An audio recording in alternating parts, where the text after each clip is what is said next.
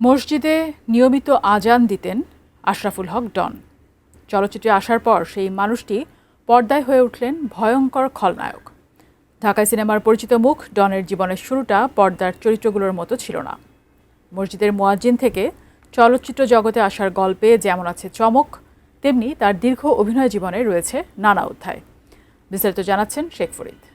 পৃথিবীতে সুখ বলে যদি কিছু থেকে থাকে, তারই নাম ভালোবাসা, তারই নাম প্রেম। সালমানের স্মরণে এই গানটা স্মরণ করলাম আজকে।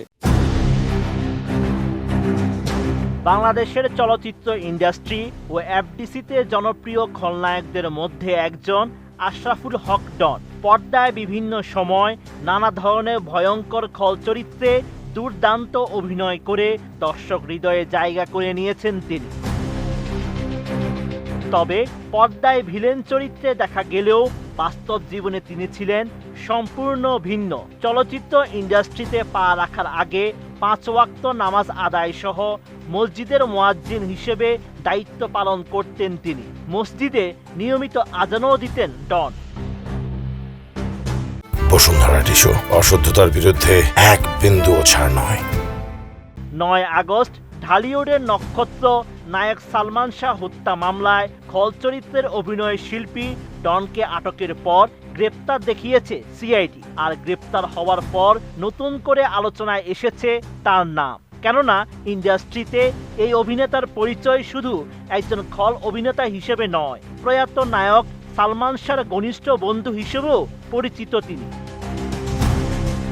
1971 সালে বগুড়ায় জন্ম ডনের। 10 ভাই বোনের মধ্যে তিনি সবার ছোট। তার বাবা মারা গেলেও বর্তমানে যুক্তরাষ্ট্রে বসবাস করছেন তার মা।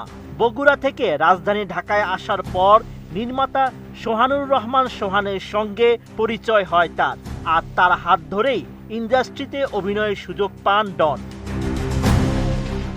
নির্মাতা সোহানের পরিচালনায় লাভ সিনেমায় অভিষেক হয় ডনের। তবে তার মুক্তিপ্রাপ্ত প্রথম সিনেমা কেয়ামত থেকে কেয়ামত, আর সিনেমাটিতে অভিনয়ের সূত্রে সালমান শাহর সঙ্গে পরিচয় হয়। সেই পরিচয় গড়ায় ঘনিষ্ঠ বন্ধুত্বে। এই নায়ককে নিয়ে কথা উঠলেই পুরনো দিনের বিভিন্ন স্মৃতি তুলে ধরতেন ডন। প্রিয় বন্ধুর অকাল মৃত্যুর প্রসঙ্গ উঠলেই আবেগ আপ্লুত হতে দেখা যেত তাকে। সালমানের স্মরণে এই গানটা স্মরণ করলাম আজকে। ঢালিউডের উজ্জ্বল নক্ষত্র সালমান শাহ অভিনীত 27টি সিনেমার মধ্যে 24টিতে খলনায়কের চরিত্রে দেখা গেছে ডনকে।